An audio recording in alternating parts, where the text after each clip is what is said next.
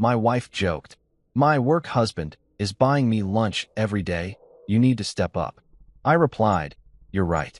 Then I sent her work husband a thank you card with a $20 Starbucks gift card for taking care of her.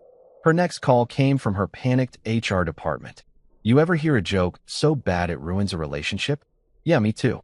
Except mine wasn't told by a stranger in a smoky bar.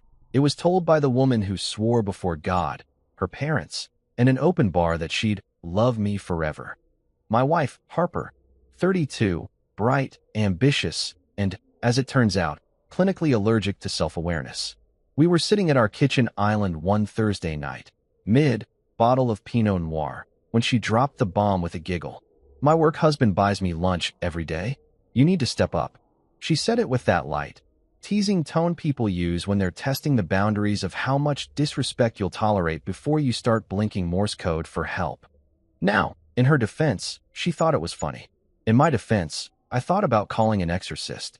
The look on her face, pure smug entertainment, like she just cracked the Da Vinci Code of humor.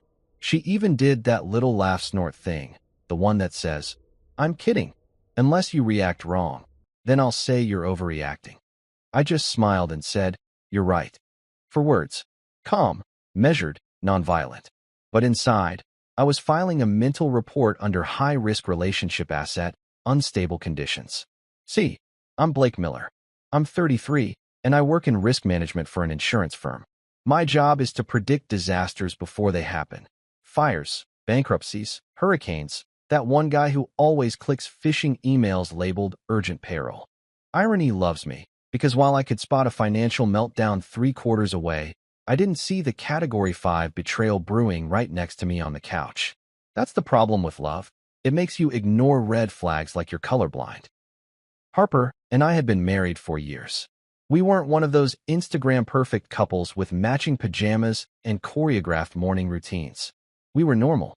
She was all glitter and chaos, late to everything, allergic to plans, could spend 30 minutes explaining why her 5-minute Target trip required a cart and $400.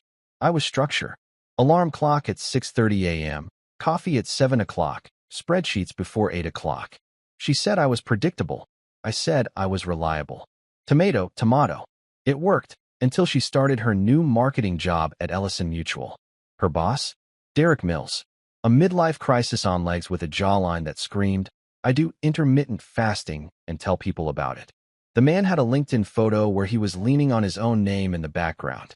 His bio said visionary leader. Translation, narcissist with a company credit card.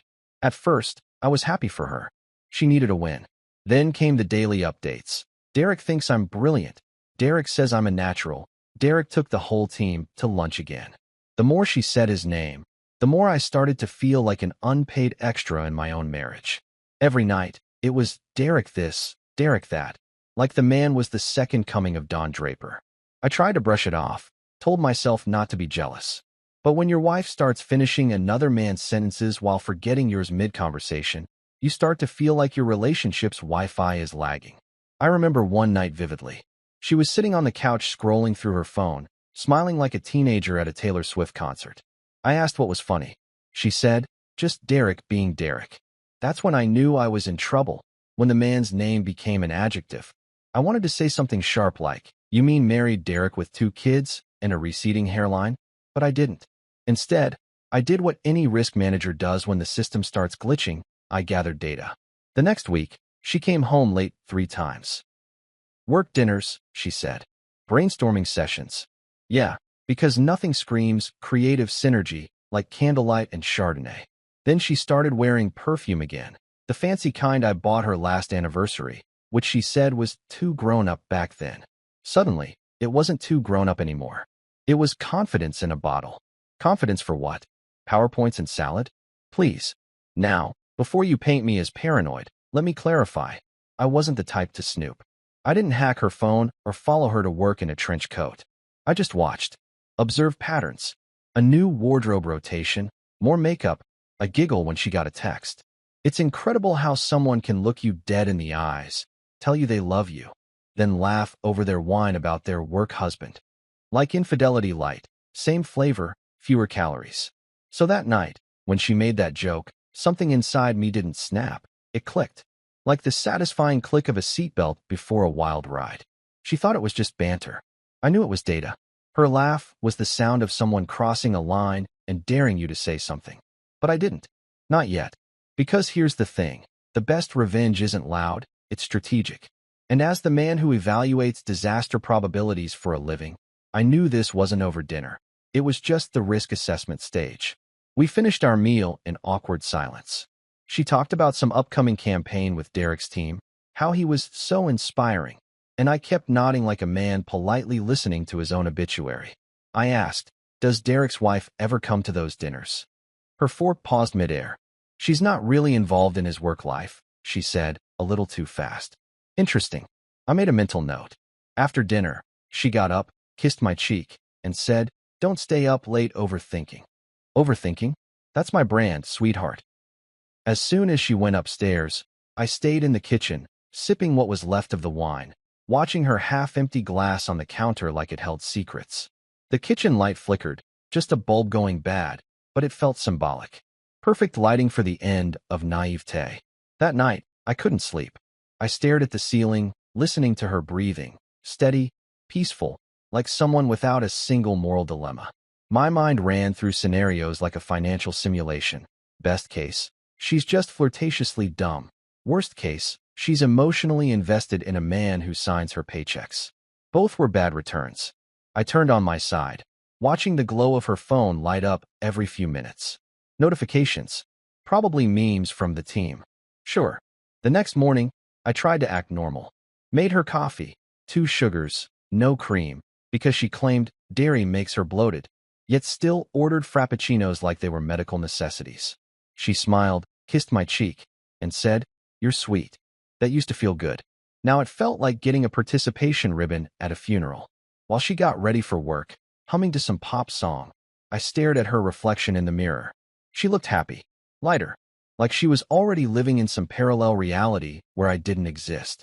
She turned, caught me watching, and laughed. What? Nothing, I said. Just admiring the new you. She winked. Better late than never. Yeah, late indeed. When she left, I sat on the couch, scrolling through my own calendar, wondering how something as solid as a marriage could start feeling like an expired warranty. I replayed her words in my head. My work husband buys me lunch every day. You need to step up. Step up to what? Compete with her boss for affection via Caesar salad? What exactly was the metric here? That's when it hit me. Maybe this wasn't a marriage anymore. It was a case study. And I was the lead investigator. My instincts told me this wasn't harmless teasing. It was a confession disguised as humor. People joke about what they secretly want approval for. She wanted me to hear it, react, maybe even fight for her. Instead, she got the smile of a man quietly downloading every red flag into a mental hard drive. That weekend, she went wine tasting with her coworkers. I didn't ask who was there. Didn't need to. You can always tell when someone's lying by what they don't say. She came home tipsy, smelled like lavender and deceit, and started rambling about team bonding. I nodded, tucked her into bed, and sat in the living room with my laptop open. Not to snoop, just to plan. Because in my world, if there's a fire, you don't panic. You find the source, cut the oxygen, and let it collapse under its own weight. That was the night I stopped being a husband and started being an analyst. And if there's one thing I know, it's that when people show you their risk factors, you don't ignore them. You hedge your bets. So when she laughed that night, glass of wine in hand, telling me about her work husband, she thought she was being cute. She didn't realize she'd just given me all the data I needed to start the most satisfying project of my life. A project I'd later title, The Joke That Cost Her Everything. And trust me, it wasn't the punchline that killed our marriage. It was the smirk that followed it. After dinner that night, Harper was scrolling through her phone, giggling like a teenager texting her high school crush. The sound was nails on a chalkboard for my peace of mind. She laughed, tilted her wine glass, and smirked at her screen like it was whispering sweet nothings back. Me? I was sitting across from her staring at my steak like it was about to offer me relationship counseling.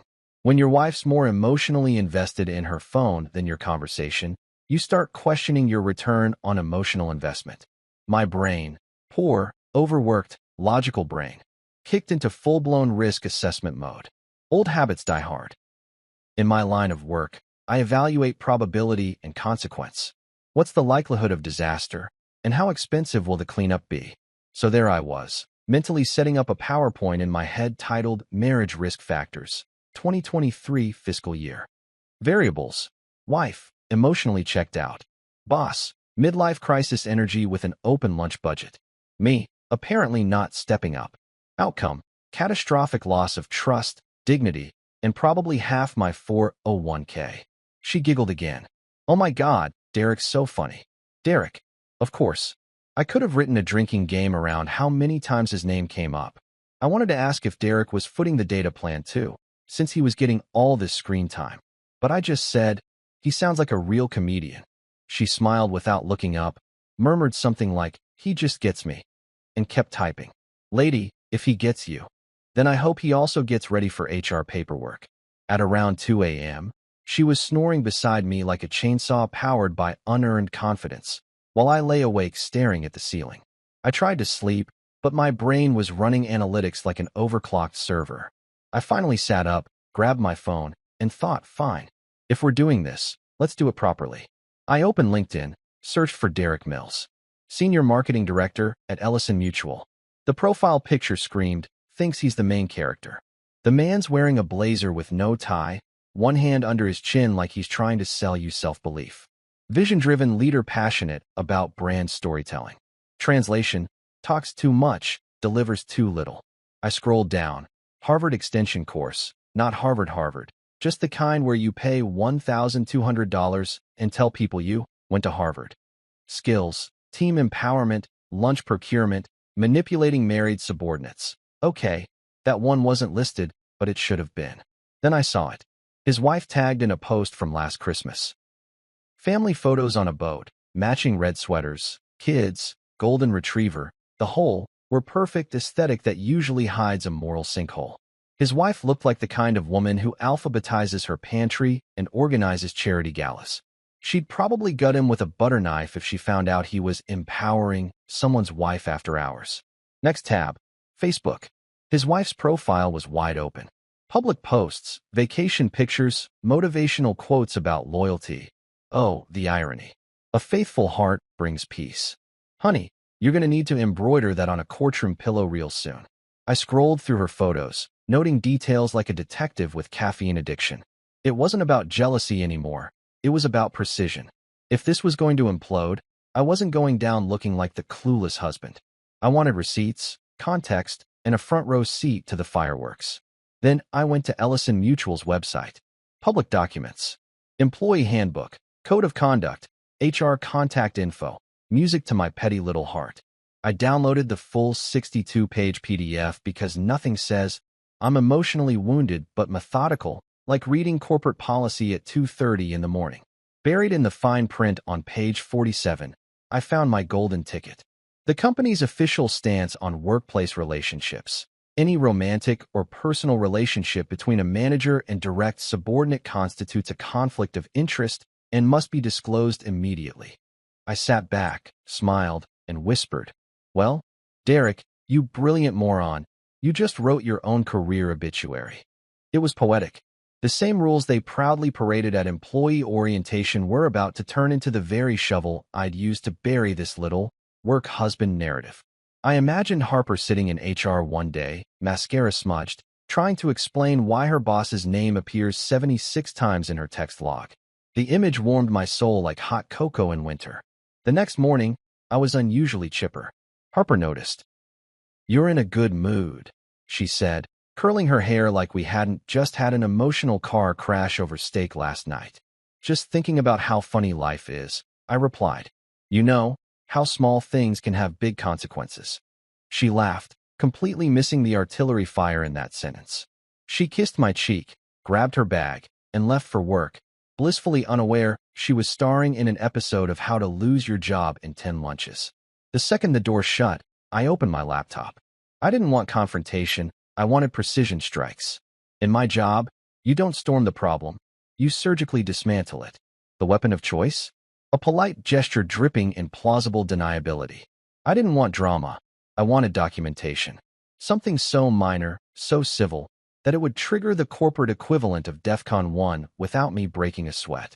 But before that, I needed intel from the ground. I texted my buddy Ryan, lawyer, golf addict, the human embodiment of calm destruction. Hypothetically, I wrote, if someone were to expose an office affair without, directly exposing it, how would you do it? He replied instantly, why? What did Harper do? Damn, the man knew me too well. I told him about the lunches, the work husband joke, and the laughter that felt like a guillotine blade. His response, document everything. Don't accuse. Let the system eat itself. And just like that, the plan crystallized. I'd use Ellison's own code of conduct as my weapon. Not a fight. A process. Risk management, applied personally. That night, Harper came home glowing. I don't know if it was the office lighting or the thrill of emotional treason, but she looked radiant. She started rambling about a new project presentation. Derek says I have real leadership potential. I almost asked if that leadership involved private brainstorming sessions, but instead, I smiled. That's great. You should thank him properly. She grinned. Oh, he knows how much I appreciate him. I bet he does, sweetheart. I bet he does. After she went to bed, I sat at the dining table in the quiet glow of my laptop screen. It's funny, most people think revenge has to be messy. But for me, it's like drafting an insurance policy. No emotion, just math. I drafted a small plan titled Project Courtesy. Step 1, send acknowledgement. Step 2, trigger corporate curiosity. Step 3, sit back. Step 4, enjoy the data fallout. Still, a small part of me hesitated. Was this too far? Then I remembered her laughing, that smug, work husband, line replaying like a bad TikTok sound. Nah. Too far was her making me the punchline. This was justice with sprinkles. I spent the rest of the night perfecting my wording. The note needed to walk the line between gratitude and sabotage. Nothing accusatory, just enough to make HR go, wait, what? Every word had to be polite enough to be defensible in court, but sharp enough to slice reputations. The precision thrilled me. For the first time in weeks, I felt in control. By 1 a.m., I leaned back, satisfied. Tomorrow would begin the first move in a game Harper didn't even know she was playing. She thought she was starring in a romantic comedy. I was writing a legal thriller. Before I finally went to bed, I glanced over at her, sleeping peacefully, face glowing in the dim light. I wanted to feel anger, but what I felt was clarity. This wasn't revenge anymore. It was rebalancing. She tipped the scales, and now I was simply setting things right. People always talk about heartbreak like it's fire, burning, painful, wild. For me, it was more like electricity, quiet, charged, and waiting for the right moment to short-circuit the whole damn system. When I closed my eyes that night, I wasn't just a husband anymore. I was an analyst preparing for an audit. And the next report I filed wouldn't be for my company. It would be for karma. Because love might be blind, but HR sure as hell isn't. The morning after my deep dive into Ellison Mutual's code of conduct, I woke up feeling like I'd just finished a heist movie and gotten away with it. You know that clean, smug satisfaction after you've taken down a system? That was me, brushing my teeth while humming the Mission Impossible theme. Harper was in the kitchen, sipping coffee and texting someone. Let's not kid ourselves, it was Derek. She was giggling again. Always with the giggling. I swear, the sound could have been weaponized. I wanted to ask what was so funny, but I figured I'd find out eventually. Probably in a company memo titled Inappropriate Conduct at Ellison Mutual. While she talked about big presentation plans and team synergy, I was plotting the world's most polite act of corporate sabotage. That's the beauty of my job. I don't react emotionally. I strategize. I don't swing bats. I pull threads. And oh boy, Harper had handed me a loose one. After she left for work, I drove straight to Target because every good plan starts with unnecessary capitalism. I roamed the card aisle, pretending to be just another clueless husband picking out something sentimental. But I wasn't looking for love. I was looking for plausible deniability. There it was, in all its beige neutrality, a simple thank you card. The kind that said, I acknowledge your existence, without implying actual warmth. It had embossed gold lettering, minimal words, zero emotion. The kind of card that practically whispered, I'm polite but passive-aggressive. Perfect. Next stop, the gift card rack. Starbucks, the universal currency of suburban office flirtation. Not $50, too generous. Not $10, too petty. $20, The sweet spot of, I care, but not that much. I could already imagine the HR meeting. Why would her husband send Derek a Starbucks gift card? Why indeed? On my way home, I practiced my poker face in the car mirror. I needed to look calm, maybe even cheerful. The face of a man who just appreciates his wife's colleagues. I even stopped by the drive-thru and got myself a latte, just to stay in theme. That evening, Harper came home late, her perfume preceding her like a press release. She was glowing again, all smiles and inside jokes I wasn't invited to. I greeted her casually. Hey, how was work? She smiled, slipped off her heels, and said, productive. Derek said my ideas were next level. I forced a grin. Wow, you two sound like a dream team. She laughed. Don't be jealous, babe. You have your spreadsheets. I have my boss. I wanted to applaud the audacity. Instead, I poured myself whiskey and said, to teamwork. After dinner, while she hummed along to TikToks about girl bosses and manifesting abundance, I sat at the dining table with my laptop and the supplies. The house was quiet except for her occasional giggle, each one fueling my determination. I opened the card and started writing in my neatest handwriting, the kind that screams, upstanding citizen. Dear Derek, thanks for taking such good care of Harper at work. She mentions how you buy her lunch almost every day. It's comforting to know she's got such a generous work husband. Sincerely, Blake Miller. There it was. Clean, polite, deadly. The words were a surgical strike in cursive. Every line carefully balanced between gratitude and accusation, a masterpiece of professional mischief. I sealed it, slipped in the $20 Starbucks card, and wrote, to Derek Mills, Ellison Mutual Marketing Department, on the envelope with that innocent touch that said nothing to see here. Harper walked by, holding a glass of wine, and peeked at what I was doing. Writing something? She asked. Just a thank you card, I said without looking up. For who? She asked, half interested. Someone who's been really helpful lately, I replied, giving her a smile that could have been mistaken for sincerity. She shrugged and went back to her phone. The irony nearly made me dizzy. I mailed it the next morning before work. Dropped it right into the blue USPS box like I was sending a love letter to justice. As I walked away, I felt lighter, freer, almost holy. That tiny card was worth every ounce of patience I'd shown for the past few months. The world wouldn't explode immediately. Oh no, this was a slow burn operation. The kind that starts as a whisper and ends with HR fire drills. At lunch, I met up with Ryan at our usual diner. He was halfway through his BLT when I told him what I'd done. You actually sent it? He asked, half choking on his sandwich. With the Starbucks card, I confirmed, sipping my Coke. His face broke into the kind of grin lawyers get right before billing overtime. That's diabolical. Thank you, I said. That's the nicest thing anyone said to me this week. He leaned back. You realize this is going to cause a corporate meltdown, right? I nodded. That's the idea. You're insane. No, I'm organized. Same thing, he muttered, shaking his head. When this blows up, and it will, call me. I want front row seats. The next few days were uneventful on the surface. Harper was in great spirits. Too great. She'd come home humming, tossing her bag on the couch, saying things like, Derek said my presentation could be the start of a big promotion. I just smiled. You're really killing it over there. She nodded, proud and oblivious. I was tempted to start a countdown timer. Thursday night, I noticed her phone buzzing on the counter while she showered.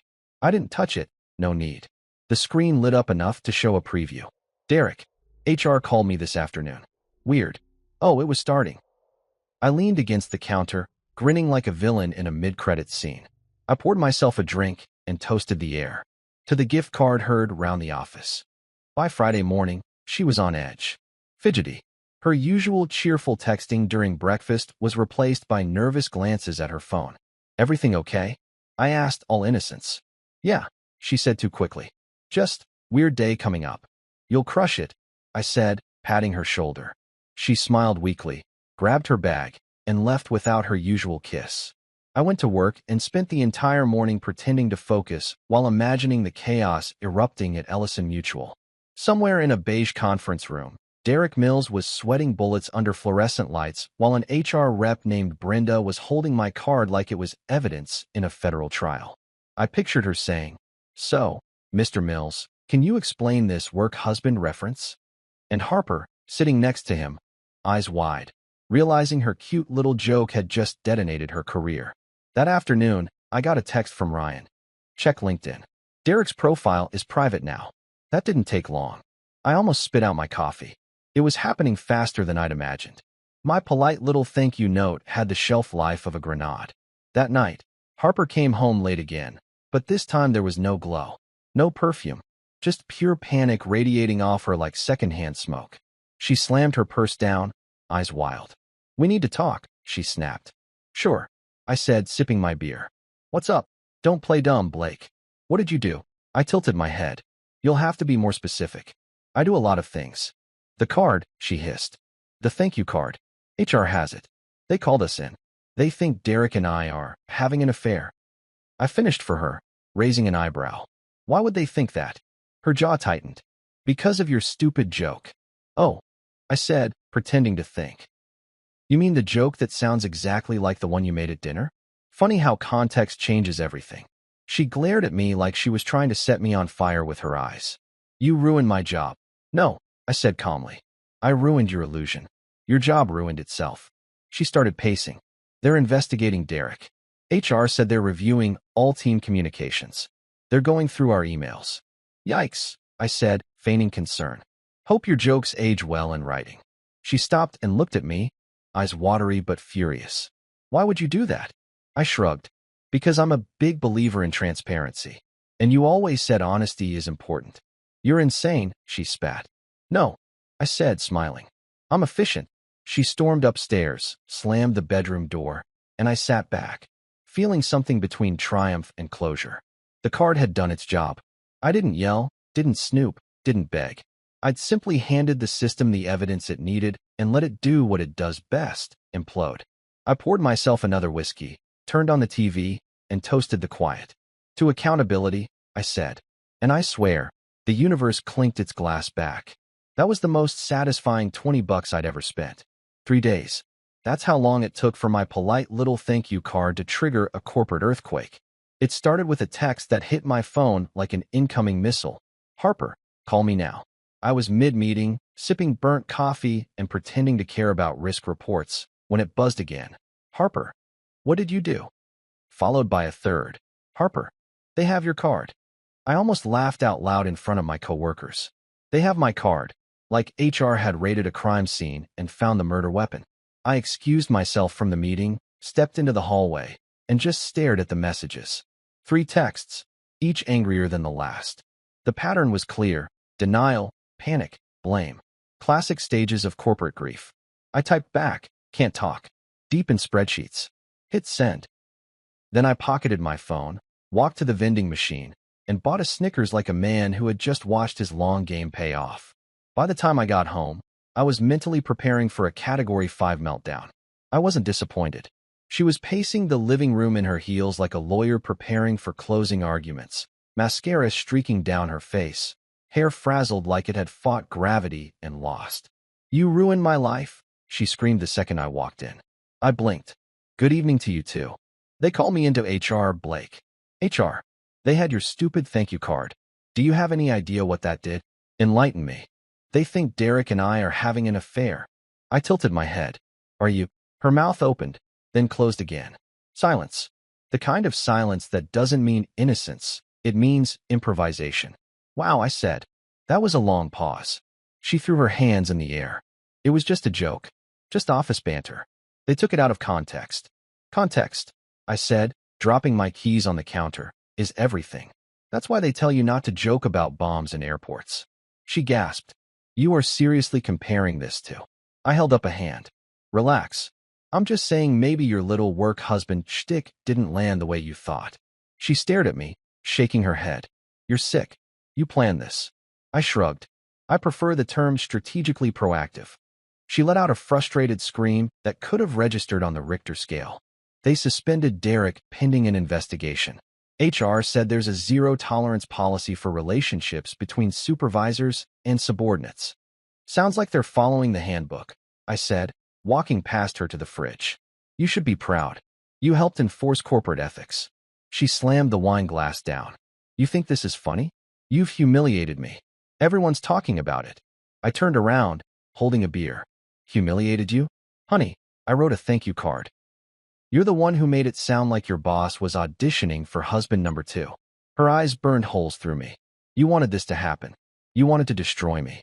No, I said, twisting the bottle cap off. I wanted to test a hypothesis. Turns out, Ellison Mutual's HR department is way more efficient than I gave them credit for. She lunged toward me, tears forming. You're ruining my career, Blake. Do you understand that? I might get fired. Might, I repeated, sipping my beer. Still some hope then. She slapped the counter so hard the utensils rattled. What kind of man does this to his wife?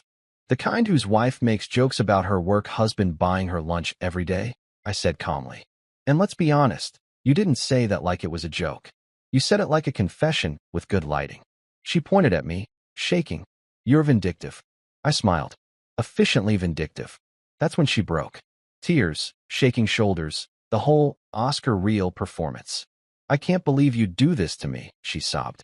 I leaned on the counter, perfectly calm. Harper, I didn't make you say those things. I didn't make you cross boundaries at work. All I did was send a card thanking the man who apparently feeds you better than I do. If that was enough to nuke your career, maybe it wasn't that stable to begin with. She sniffled. You're enjoying this. I thought about it for half a second. A little, I admitted. But in my defense, it's been a rough few months. That's when she went quiet again, too quiet. The kind of silence that meant she was calculating her next move. She wiped her eyes, straightened her blouse, and said coldly, I'll talk to HR. I'll fix this. And when I do, I'm done with you. Promise? I asked, raising my bottle in a mock toast. She stormed upstairs, slamming the bedroom door hard enough to make a picture frame tilt. I stood there for a while, sipping my beer and watching the bubbles rise, thinking how poetic it all was. The same mouth that mocked me over wine now crying over corporate policy. Karma, it turns out, has an excellent sense of humor. I wandered to the living room, sat on the couch, and opened my laptop. Out of habit, I checked LinkedIn. Derek's profile? Temporarily deactivated. His last motivational post, something about integrity being the cornerstone of leadership, was now flooded with sarcastic comments. My favorite one. How's the cornerstone holding up, champ? By the next morning, things were quieter. Too quiet. Harper didn't speak to me while she got ready. No humming, no perfume, just pure tension. She left without saying goodbye. I sat at the table, sipping my coffee, imagining her sitting in HR again, trying to spin her way out of a corner she built herself. Around noon, my phone buzzed. It was Ryan. Hey man, he said, his voice barely hiding amusement. Just heard from my buddy who works at Ellison. Your wife and her boss are the talk of the building. HR's pulling emails, text records, the whole circus. I nearly spit out my coffee. No kidding. Oh, and apparently Derek's wife showed up at the office this morning. Oh, that's new. Yeah, Ryan continued. She walked straight to HR demanding answers. Said something about hiring a private investigator. The receptionist said she looked like she was about to throw hands. I chuckled. Remind me to send that woman flowers.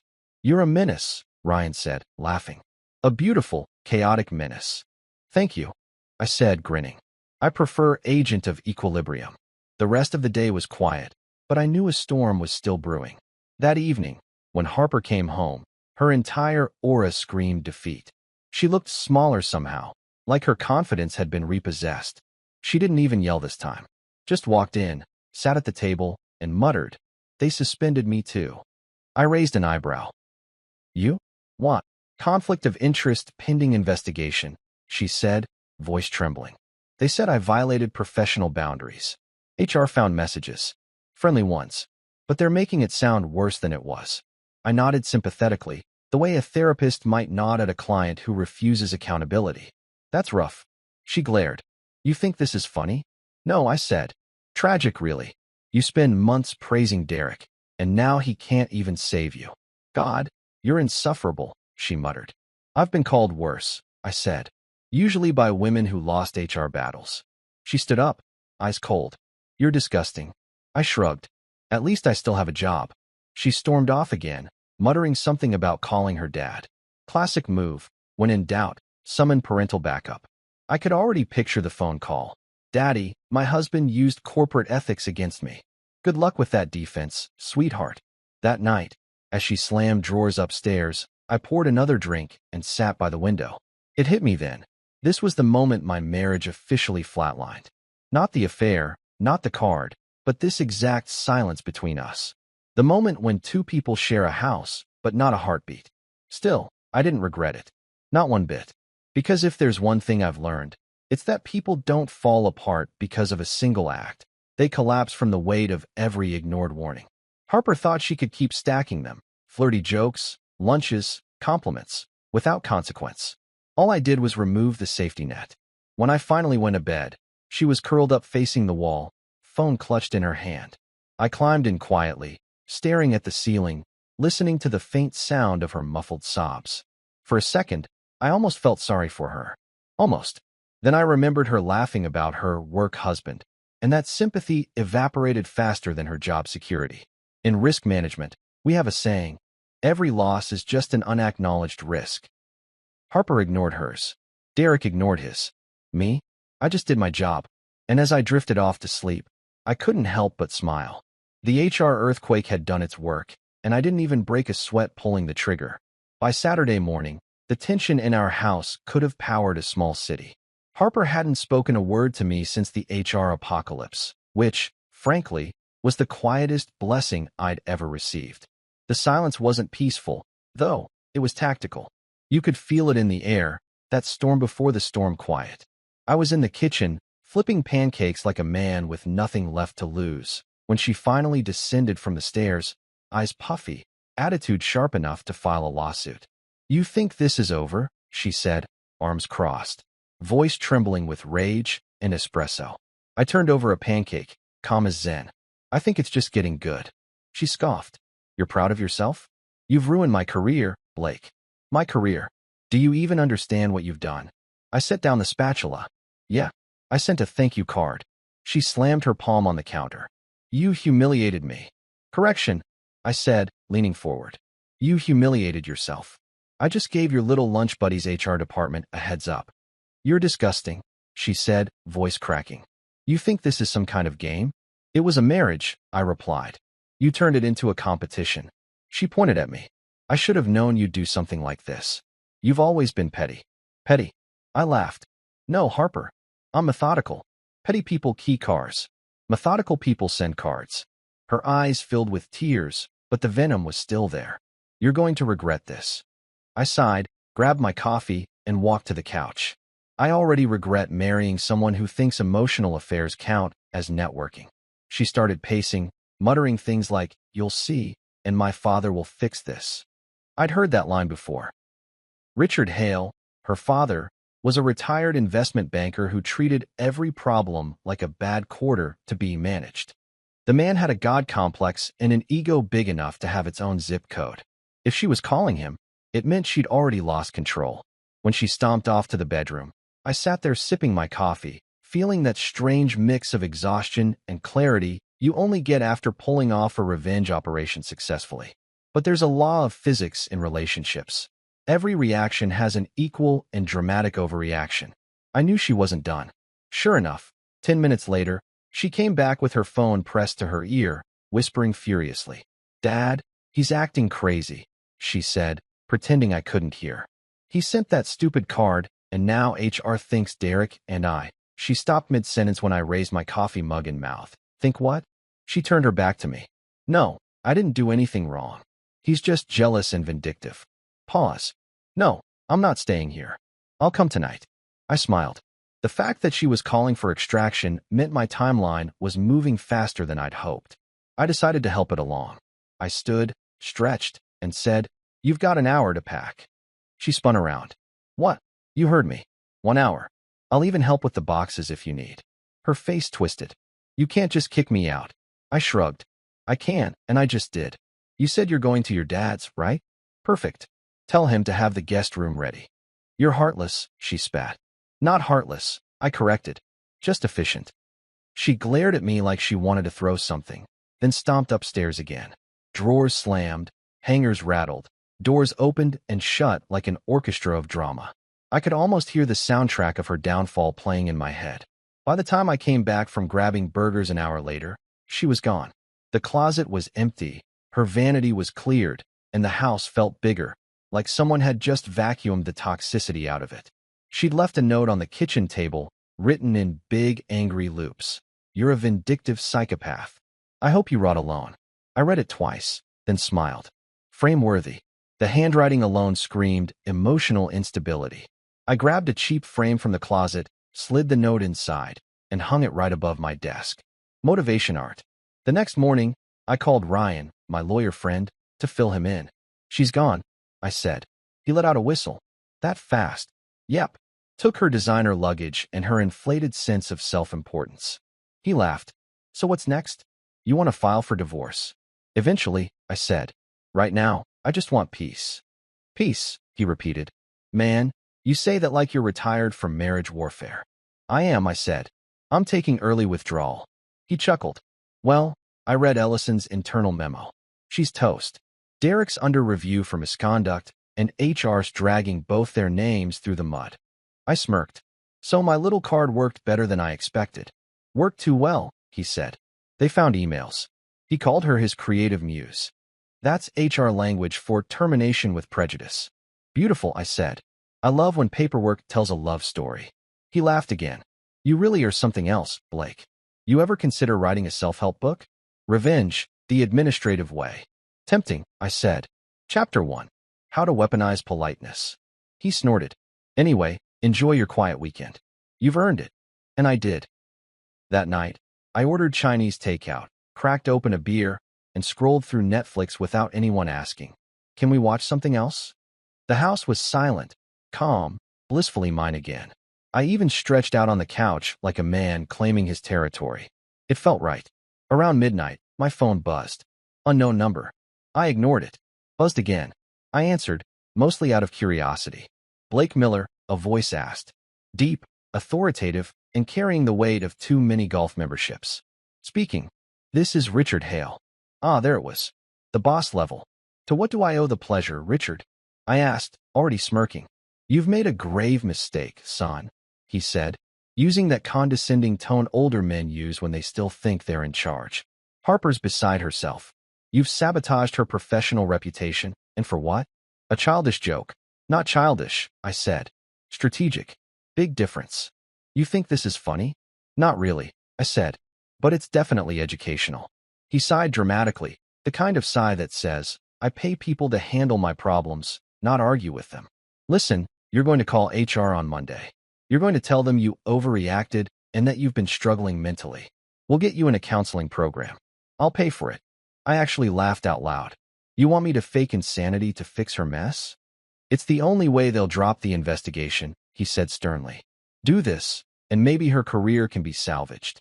With all due respect, I said, if a $20 Starbucks card can destroy her career, maybe she shouldn't be in marketing. She clearly can't handle campaigns. He went silent, then hung up. Twice. I swear I could hear him fuming through the dial tone. Not 10 minutes later, Harper's best friend, Sierra, the self-appointed emotional support parrot, texted me. You didn't have to ruin her life. She's devastated. She can't even make her car payments now. I grinned. Interesting, I typed back. Since I co-signed that car, I'd say it's my financial life too. You're unbelievable, she replied. So I've heard, I sent back. Then I called the leasing company. Yeah, my co-signer just lost her job, I explained. Not sure she can keep up with payments. Within an hour, the tow truck was outside Harper's apartment complex. I almost felt bad for the car. It hadn't done anything wrong. It just had the misfortune of being tied to her. An hour later, my phone buzzed again. Harper, you monster. They're taking my car. I typed back calmly. That's the price of luxury rides and lousy decisions. Maybe Derek can Uber you to your interviews. Then I blocked her number and went back to my takeout. I slept better that night than I had in months. The next morning, sunlight poured through the windows like freedom. The house smelled like coffee and contentment. I made breakfast for one and scrolled through news headlines, half expecting to see a piece titled, Local Marketing Duo Fired Over Starbucks Scandal. I didn't, but I knew the office grapevine was buzzing louder than a nest of wasps. Later that day, Ryan texted me, Derek officially on leave. Harper's next. I typed back, justice runs on caffeine. He replied with a laughing emoji and said, You're the most dangerous man with a stationary set I've ever met. He wasn't wrong. That night, I took down our wedding photo from the living room wall. Not because I was angry, but because I was done pretending. I replaced it with the framed note she'd left me. Vindictive psychopath. Every time I walked by it, I smiled.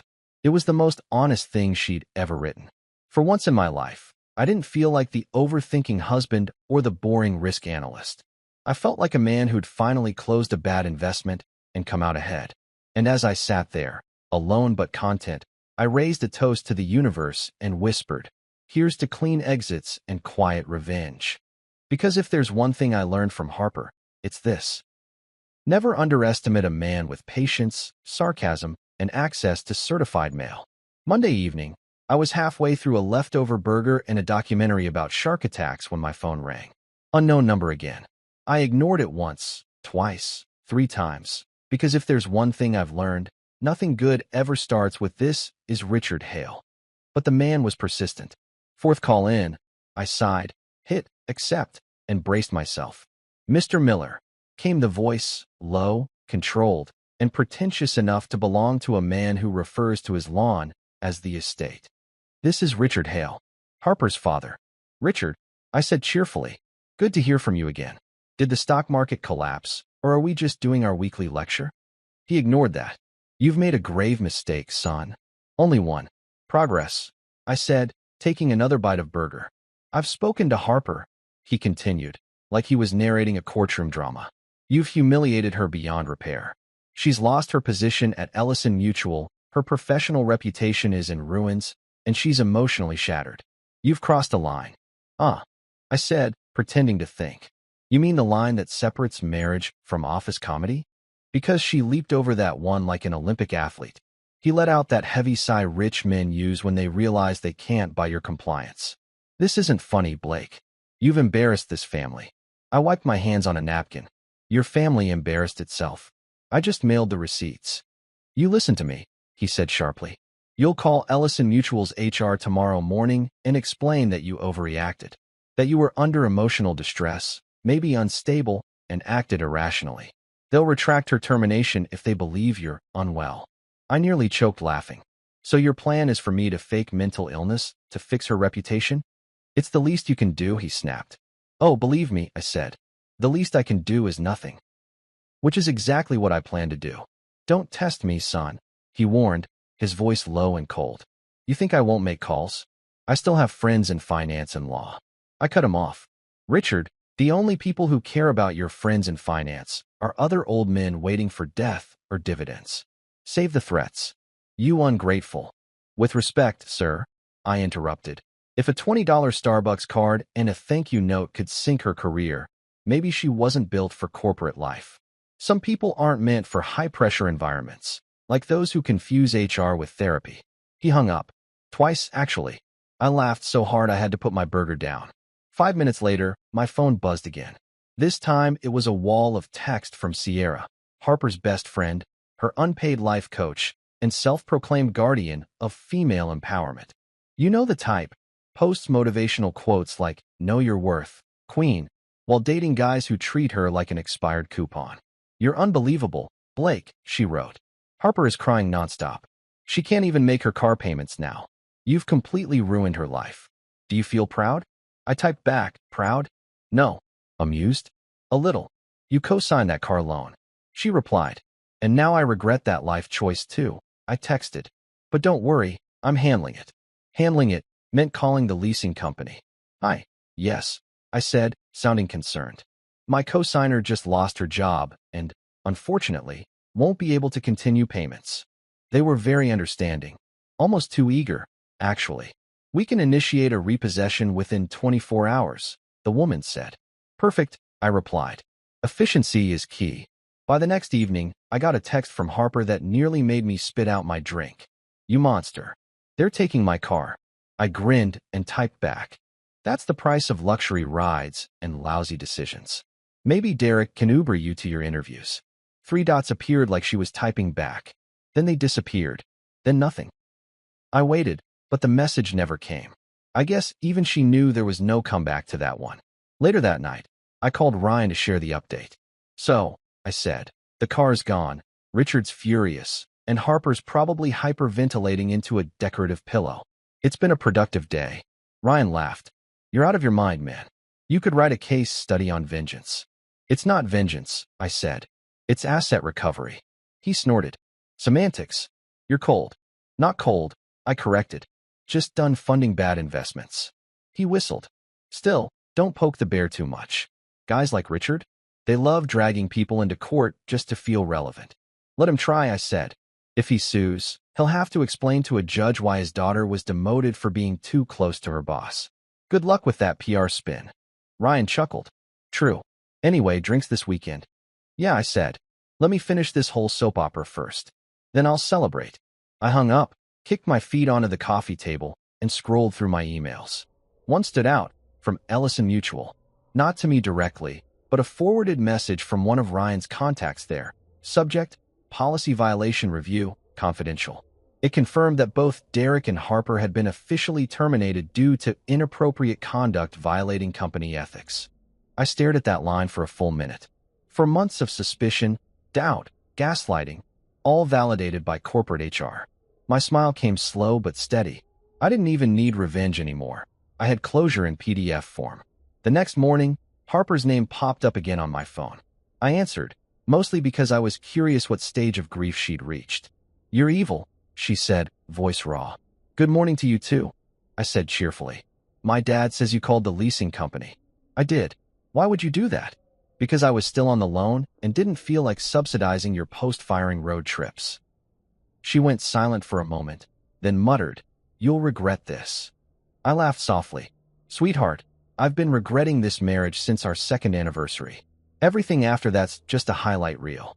You think you're so clever, she spat. But karma will get you. Oh, karma already got me, I said. It had your name, wore your perfume, and drained my savings for 4 years. I'm all paid up. She hung up again. You'd think she'd learn not to give me that dramatic exit satisfaction, but consistency was her only strength. That night, I got a call from an unknown number again. I almost didn't answer until I heard a woman's voice say, Mr. Miller? Yes. This is Angela from Carter & Thompson Law. We represent Mr. Richard Hale. I grinned. Here we go. She continued. Our client believes your recent actions constitute intentional emotional distress and financial harm toward his daughter, Ms. Harper Hale Miller. He intends to pursue legal action unless you agree to an amicable settlement of $30,000. I almost dropped the phone laughing. $30,000? For what? Postage and Starbucks. I'll note your refusal, she said stiffly. Oh no, please note this too, I said. Tell Mr. Hale that if he files anything, I'll happily countersue for defamation and malicious interference. I've got documented proof from HR that Harper was terminated for misconduct. You might want to Google involuntary disclosure of workplace relationships. I hear judges love that stuff. There was a pause on the other end.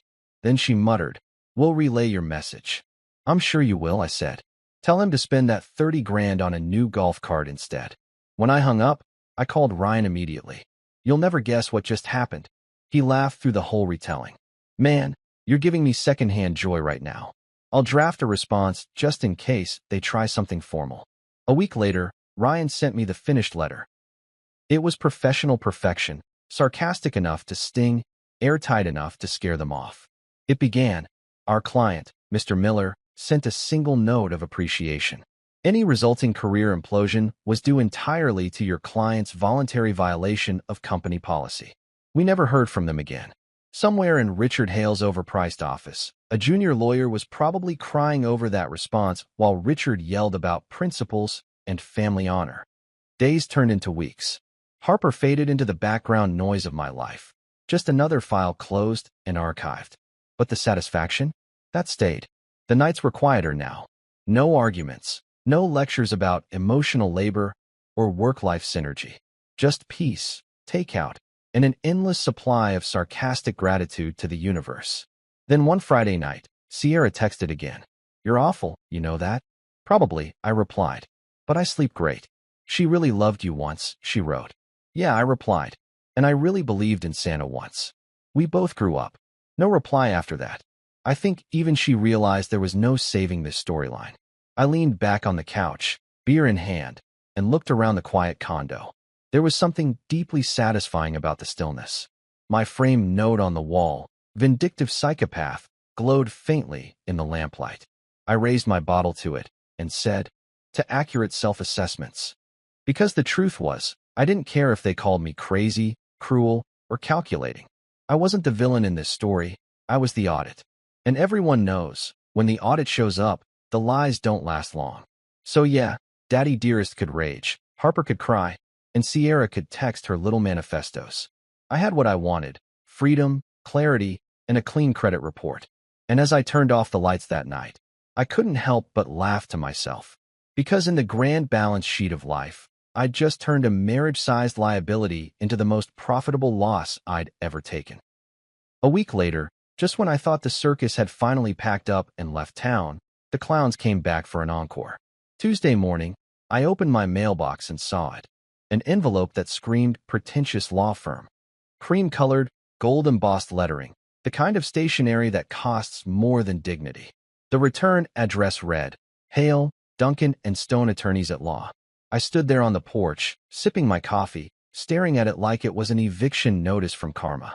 For a second, I almost didn't open it. Then I thought, why deprive myself of entertainment? Inside was a letter so dramatic it could have been written by Shakespeare's least successful cousin. Our client, Ms. Harper Hale Miller, has suffered intentional emotional sabotage, defamation, and psychological harm due to your malicious actions. It began. We hereby demand a settlement of $30,000 to compensate for the damage inflicted on her personal and professional life. $30,000. I actually laughed out loud. One of those deep, ugly laughs that makes the neighbors look through their blinds. Emotional sabotage? Lady, the only thing sabotaged was her ability to keep her workplace romances private. I took a sip of coffee and reread the letter just for fun. Psychological harm. Yeah, sure. Because nothing says, I'm emotionally stable, like getting fired for flirting over company email. I brought the letter inside, dropped it on the counter, and texted Ryan. You're gonna love this. Harper's dad sent his goons. 30 grand for emotional damages. He replied within 30 seconds. Send me a picture of the letter before I choke on my bagel. I snapped a photo, sent it, and waited. 10 seconds later, my phone buzzed again. Jesus Christ. This reads like a Lifetime movie script written by a drunk paralegal. Exactly, I muttered. All that's missing is the slow piano music and a monologue about redemption. Ryan called me immediately. Okay, he said, laughing. This is the dumbest thing I've seen all year. They're trying to bully you into silence. Don't worry, I've got you. Hit me with your best legal poetry, I said. Oh, I'm gonna make it sing, he said, already typing in the background. Something so airtight they'll use it in law school as an example of don't mess with petty husbands. Correction, I said. Methodical husbands. He snorted. Right, methodical. Anyway, I'll have a response ready by tomorrow. Sure enough, the next morning, I woke up to an email from Ryan titled Return Fire, Draft 1. It began beautifully, like a Shakespearean sonnet made of pure sarcasm. Dear Hale, Duncan and Stone, our client, Mr. Blake Miller, denies all allegations of emotional sabotage. He merely exercised his constitutional right to send a courteous note of appreciation accompanied by a modest $20 Starbucks gift card. Any resulting fallout was due entirely to your client's voluntary violation of company policy, as confirmed by Ellison Mutual's HR department. Should your firm wish to pursue this matter further, we look forward to the discovery process revealing the full extent of your client's communications with her married supervisor, Mr. Derek Mills. I laughed so hard I had to put my coffee down. It was perfect, polite, professional, and dripping with venom. I called Ryan. This is art. Thank you, he said. I call it the coffee-fueled smackdown. You think they'll bite? Oh, they'll fold, he said confidently. No sane lawyer wants their client's office affair paraded through legal discovery. He was right. A week passed, and I never heard from Hale, Duncan, and Stone again. Somewhere in that fancy office, Richard Hale was probably red-faced and yelling about principles, while some poor junior associate shredded the letter to avoid career suicide. The quiet that followed was the kind of peace you can't buy. I went back to my routines: work, gym, sleeping through the night without the soundtrack of marital drama echoing in my head. Even the coffee tasted better. I could drink it slow, alone, and not have someone barge in complaining that I left the milk cap loose again. But peace has a funny way of being interrupted by stupidity. That Saturday, I was mid-grocery run when I spotted someone I hadn't seen since the wedding, Harper's cousin Lila. She was the family's gossip courier, a walking TMZ feed with no chill. She saw me and gasped like I'd risen from the dead. "Oh my God, Blake," she said, clutching her pearls. Or maybe it was just a cheap necklace pretending to be one. I smiled. "Hey, Lila, how's the family PR department holding up?" She frowned. "You know everyone's talking about you, right? They said you destroyed Harper's life. That she's in therapy. Her dad said you mailed a fake letter to HR to ruin her career." I chuckled. "Fake? Lady, it had the official Ellison Mutual letterhead. HR doesn't use Comic Sans." Lila's eyes darted like she was torn between pity and curiosity. "She said you're a narcissist who can't handle a strong woman." Strong? I raised an eyebrow. She got emotionally out-bench-pressed by a $20 Starbucks card. "Let's not rewrite history." Lila blinked. You're really not sorry, are you?" I tilted my head. "For exposing a corporate affair that was already imploding?" "Not particularly." She shook her head and walked away muttering something about toxic men.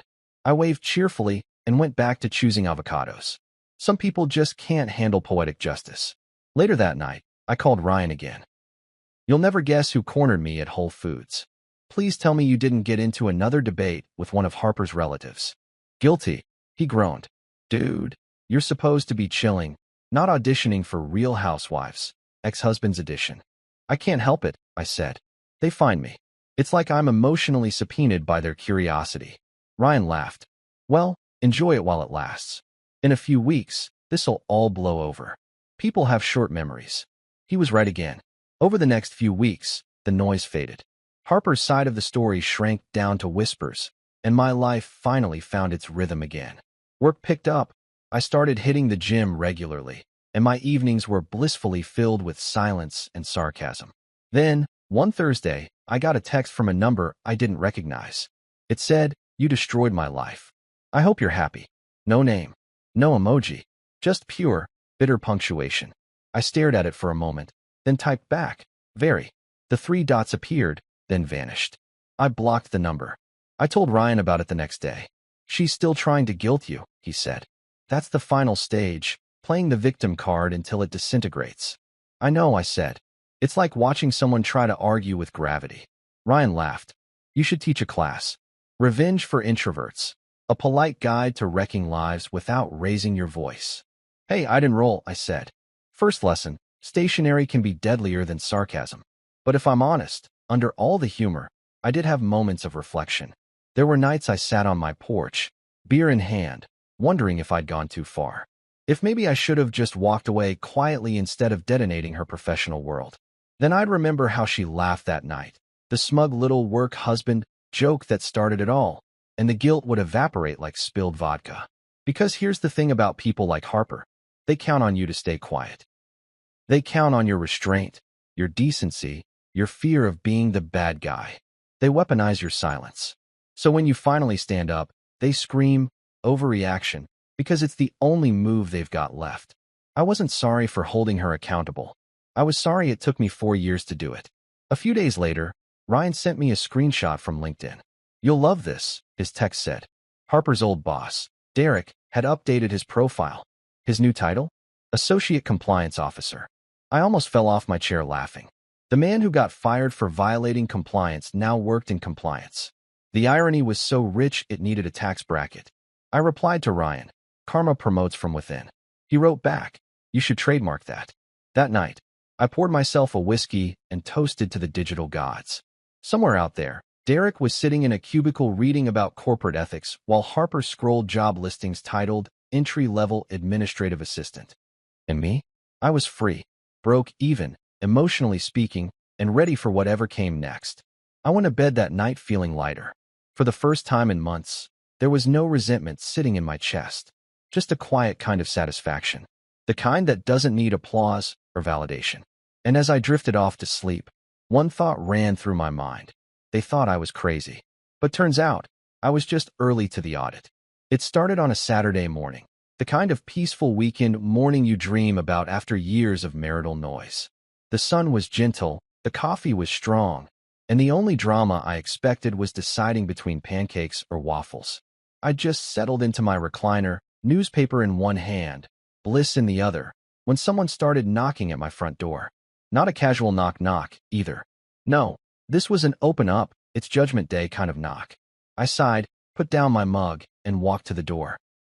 Through the peephole, I saw a police officer standing there, posture straight, expression neutral, the universal look of someone about to ruin your weekend. But it wasn't the uniform that caught my attention. It was the two familiar faces standing behind him. Harper and her father, Richard Hale. I almost laughed. Of course, the villains had returned for their grand finale. I opened the door, calm as ever. "Morning, officer. What's the occasion?" "Neighborhood bake sale." He gave me the kind of polite nod cops reserve for people they're not sure will behave. "Sir, we're here for a civil standby. Miss Hale needs to collect her belongings." I smiled. "Perfect timing, officer." Everything's boxed and labeled. Behind him, Harper stood stiff, her face painted with a combination of anger and humiliation. She'd gone full courtroom chic. Black blazer, slick ponytail, oversized sunglasses to hide her. I lost everything eyes. Richard stood beside her, chest puffed out like a man who thought he was still in control of something. He was gripping a folder, probably full of irrelevant paperwork and self-importance. "Civil standby?" I said, pretending to think. "Oh, you mean the part where you stand there to make sure the emotionally unstable ex doesn't key my furniture or burn the place down." "Got it, sir," the officer said calmly. "Let's just keep things civil." "Of course," I said, stepping aside. Civility's my middle name. They entered like they owned the place. Harper's heels clicking across the hardwood floor she once bragged she'd personally designed. She stopped near the living room, eyes scanning the space like she was walking through a museum of her own bad decisions. "You redecorated," she said bitterly. "Yeah," I said, glancing at the empty walls. "Took down all the reminders of emotional debt. Place looks bigger now." Richard cleared his throat like a man about to deliver a TED Talk nobody asked for. "Blake, let's handle this quickly and maturely. Harper is here to collect her personal property. No need for sarcasm or theatrics." "Oh, trust me," I said. "The theatrics are all hers." I gestured toward 12 neatly stacked boxes by the front door. "Everything's accounted for: clothes, shoes, accessories, questionable self-help books about manifesting respect. Even threw in a few expired face masks for nostalgia." Harper folded her arms. "Where's my antique vanity? That was my grandmother's." I reached for the receipt taped on the mirror across the room. "You mean the vanity I bought for $1,200 from Ethan Allen last spring?" "Yeah, not antique, just overpriced." "That's not true," she snapped. "You're lying." The officer walked over, glanced at the receipt, and said, "Ma'am, this looks like proof of purchase." I smiled politely. "See, officer? Paperwork, the universal language of truth." Richard huffed. "This is ridiculous. That vanity belongs to my daughter. Show some decency." "Decency?" I asked. "Sir, you raised a woman who treated marriage like an unpaid internship. You lost the moral high ground somewhere between work husband and career implosion." "Watch your tone," he warned. The officer intervened, voice steady. "Let's keep this calm. Miss Hale, you can take the boxes, not the furniture.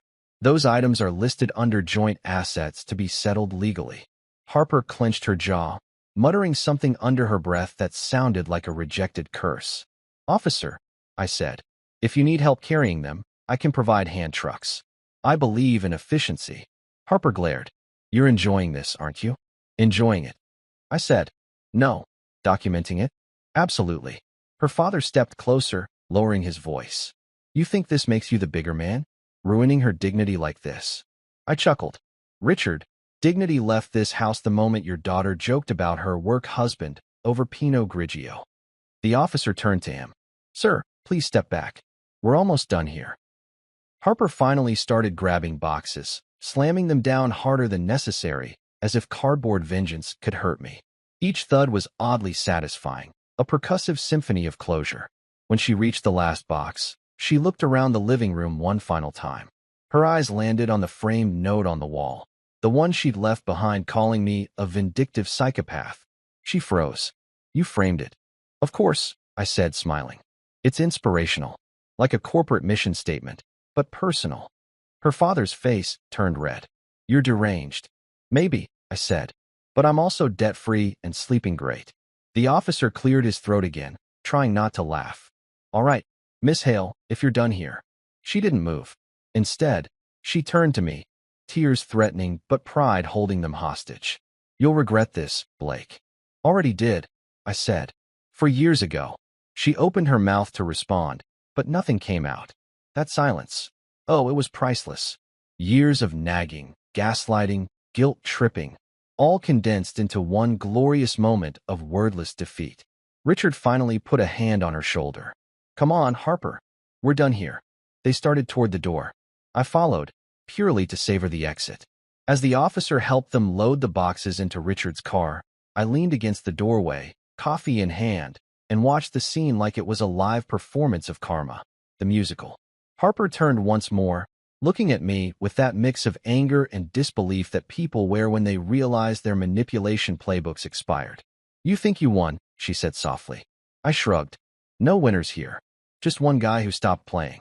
She got into the car, slamming the door with the kind of force that screamed unresolved trauma. Richard shot me one last glare before following her in. The officer gave me a polite nod. All done here, sir. Thank you, I said. You handled that like a pro. You ever think about specializing in marital disasters? You'd make a killing. He cracked a faint smile. You'd be surprised how common this is. Oh, I'm not surprised, I said. Just grateful I'm finally on the spectator's side. When they drove off, the silence that followed wasn't empty. It was pure, golden freedom. I closed the door, locked it, and leaned against it for a moment, exhaling years of nonsense. The house felt lighter again, quieter. I walked back to the living room and looked at the empty space where her vanity used to be. Funny how objects can hold energy. Without it, the room actually looked peaceful, like it could finally breathe again. I poured myself another cup of coffee, sat back in my recliner, and opened my phone. Ryan had texted, heard from a mutual contact. HR finalized the reports. Derek and Harper are officially blacklisted from rehire. Congratulations, you're HR's favorite whistleblower. I laughed. Finally, a title worth having. Ryan replied, You gonna celebrate? Already am, I wrote back. They just finished the world's most expensive moving day. He sent a laughing emoji. You're a menace, but a poetic one. After that, I spent the rest of the day cleaning out the last traces of Harper's existence. Her candles, her framed live, laugh, love signs, her drawer full of half-used beauty products that smelled like floral regret, all gone. By evening, my trash can smelled like closure. Around sunset, I poured myself a whiskey and sat by the window, watching the sky turn gold. There was something therapeutic about it, the calm after chaos, the satisfaction of surviving a storm without losing your roof. For a moment, I wondered what Harper was doing. Maybe sitting in her childhood bedroom, surrounded by pink throw pillows and self-pity. Maybe scrolling through Indeed listings, trying to find a job that didn't require references. Maybe crying to Sierra about how I ruined her life. And maybe, just maybe, she was realizing that actions have consequences. Even if those actions came with free lunches and flirty office banter. Either way, I didn't care. Because for the first time in years, I wasn't waiting for an apology or an explanation. I had something better. Peace, stability, and the delicious knowledge that karma had my back all along. As the night settled in, I raised my glass to the empty room. To civil standbys, I said, and the satisfaction of watching chaos pack its own damn boxes. And then I drank to the quiet. The kind of quiet that doesn't need to be earned, just enjoyed. By the time the dust settled from the civil standby fiasco, the story had spread faster than free Wi-Fi. I didn't need to check social media or gossip groups to know people were talking. The silence that follows a scandal isn't peace. It's the sound of everyone whispering your name in private. And apparently, my little thank you card incident had become Ellison Mutual's version of The Office meets CSI. Monday morning, I got a call from Ryan, laughing so hard I thought he'd swallowed his AirPods. You're not going to believe this, he said between gasps. They've turned Derek's demotion into an entire training module for managers. You're kidding. Nope. They titled it Maintaining Professional Boundaries in the Workplace. There's even a PowerPoint slide with an anonymous case study about a manager buying lunch for a subordinate and how that can create the appearance of favoritism. I nearly spit out my coffee. They turned it into a teaching moment. Man, I should have charged them licensing fees. Oh, it gets better, Ryan said. Word is, Derek's been reassigned to compliance. Compliance. I repeated. That's corporate purgatory. They made him guard the gates of his own hell. Exactly, Ryan said, still laughing. He's basically the hall monitor for ethics now. The irony is biblical. I leaned back in my chair, savoring the moment. What about Harper? She's done. Officially fired. Gross misconduct, per HR's report. They said she violated both conflict of interest policy and confidentiality agreements. She's untouchable in the industry now. Wow, I said, whistling softly. She wanted Derek to make her famous, and he did. Just not the way she pictured. Ryan chuckled. There's more. Derek's wife filed for divorce last week. Apparently, she listed inappropriate workplace relationship as the cause and even cited receipt of Starbucks gift card in her filing. I nearly fell off my chair. You're lying. I swear, Ryan said. My contact at the courthouse saw it. She called it the most caffeinated divorce in county history. I was quiet for a moment, letting it all sink in. The irony, the fallout, the cosmic alignment of poetic justice. It was all too perfect. Hey, Ryan added.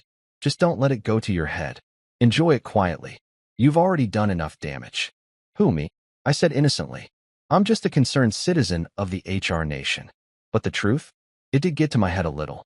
It's hard not to feel powerful when a single sarcastic gesture reshapes an entire company's policy. Over the next few weeks, I started hearing stories from mutual contacts. Derek's new desk was apparently right next to the breakroom printer, a step down from the corner office he'd once bragged about. Harper, meanwhile, had become the office ghost story everyone told new hires. Don't be a Harper. Some said she tried to appeal the firing. Others claimed she stormed out of the HR office shouting about misogyny and toxic culture. But none of that mattered. The result was the same: career obituary, signed and sealed. One of Harper's co-workers, a woman named Marla, even called me anonymously. Look, I probably shouldn't be saying this, she whispered like we were in a spy movie. But HR actually thank you. Not officially, of course, but internally. They said your letter exposed one of the longest-running rumors in the department. Glad to be of service, I said. Tell them my rates are competitive. She laughed nervously. Seriously, though, they said it saved them months of investigative work. You basically did half their audit. Oh, don't flatter me, I said. I only work pro bono when it involves poetic justice. After that call, I couldn't stop grinning. The thought that my $20 Starbucks card had set off an HR chain reaction big enough to reach the boardroom was almost too satisfying. Meanwhile, Harper's life outside of work was falling apart just as quickly. I heard through the grapevine that Sierra, her ever-loyal friend, had kicked her out after a month of freeloading. Something about boundaries and crying too loudly. Apparently, Sierra discovered that Harper had been using her Wi-Fi to stalk Derek's wife's Instagram. Classy. She ended up moving back to her hometown, the same small place she swore she'd never return to. A friend of a friend said she's working an entry-level admin job under someone named Pam. And here's the best part. Pam makes her file expense receipts. You couldn't write irony that perfect if you tried. I pictured it clearly. Harper sitting at a desk, eyes dull, entering data about coffee purchases while her boss said things like, remember to categorize client lunches separately. Somewhere deep down, she probably flinched every time she heard the word lunch. That mental image alone deserved a toast. I poured myself a drink that night, whiskey neat, and stood by the window, thinking about how far I'd come from that first awful dinner joke. Back then, I'd felt powerless. Now, I was free, untethered. My apartment smelled like peace, not tension. The walls echoed laughter again, mine this time, not hers. The funny thing about betrayal is how quiet it gets once it's over. You spend months waiting for closure, imagining dramatic speeches or tearful apologies. But in reality, it just ends. One day, you wake up and realize you don't care anymore. The anger, the pain, it burns itself out. What's left is calm and clarity. Still, I couldn't resist checking up on Derek one last time. A quick LinkedIn search showed his new title, Associate Director of Compliance Training. His bio now read, passionate about building ethical workplace cultures. I laughed so hard I nearly spilled my drink. Ethical workplace cultures. The same guy who couldn't keep his hands off his subordinate was now teaching morality to interns. If irony were currency, I'd be a billionaire. I was still grinning when my phone buzzed. Unknown number again. Against my better judgment, I answered. Blake, came a familiar voice. It was Harper. For a second, I didn't say anything. I just stared at the window, watching raindrops slide down the glass. You've got a lot of nerve calling me, I finally said. I'm not here to fight, she said softly. I wanted to apologize. That threw me. I wasn't expecting it. Apologize? You? Yes, she said. I know I hurt you. I know what I did was wrong. I was stupid and selfish, and I paid for it. I just needed you to hear that. For a moment, I almost felt something, pity, maybe. But then I remembered the months of gaslighting, the laughter, the lies, the way she'd made me feel small in my own marriage. You're not apologizing, I said finally. You're just trying to clean your conscience. That's not true, she said quickly. I want us to be civil. I want peace.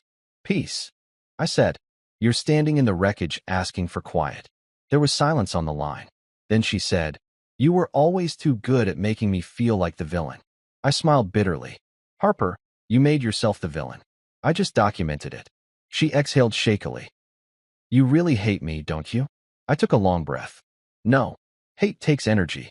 You're not worth that anymore. The line went quiet again. Then she whispered, goodbye, Blake, and hung up.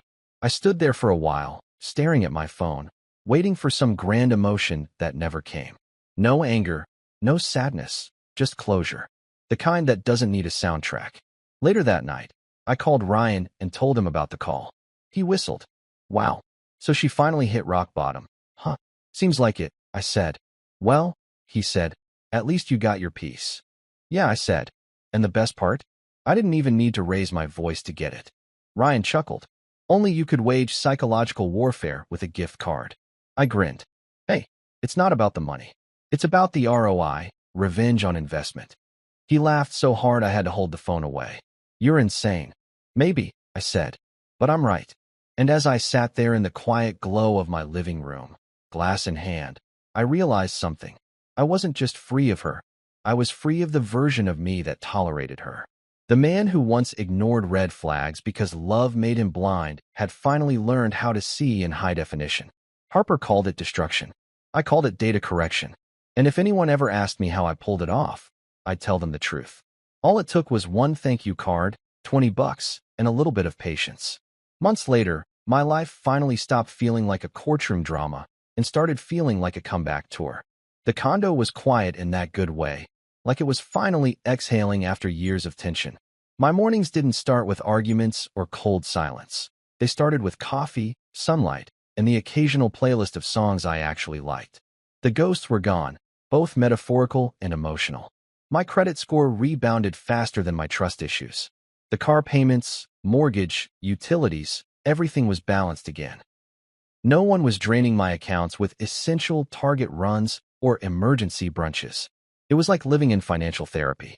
And somewhere along that smooth road of peace and caffeine, I met Layla. She was a wildlife photographer who thought corporate meetings were an endangered species. First time I told her I worked in risk management, she said, "So you basically predict disasters for a living?" I smiled. "Only the ones that don't wear perfume." She laughed so hard she snorted. And that's when I knew I was finally in safe territory. Layla wasn't impressed by my job title or my revenge resume. She liked simple things: early morning light, road trips with no GPS, and coffee that could double as jet fuel. When I told her about the Starbucks incident, she nearly choked laughing. "Wait, you destroyed 2 careers with a thank you card and a gift card," she said. "That's honestly genius." I shrugged. Some people fight with words. I just let HR do the heavy lifting. She raised her mug. "To ethical pettiness. To professional karma." I replied, clinking mugs. "I don't even call it revenge anymore." It wasn't. It was a cost-effective life reset. The kind of quiet justice that doesn't make headlines, but makes you sleep like a baby. Because when you strip it down, it wasn't about winning. It was about walking away clean. I'd spent years thinking love meant tolerance, forgiveness, second chances. Turns out, love without respect is just a slow burn toward resentment. Harper taught me that. And while I'll never thank her out loud, I'll admit this much. She gave me one hell of a lesson in risk management. Now when I talk to clients about preventing disasters, I slip in my own version of wisdom. Always assess emotional liabilities before financial ones. They laugh, but I mean every word. Because life's biggest losses don't show up on a spreadsheet.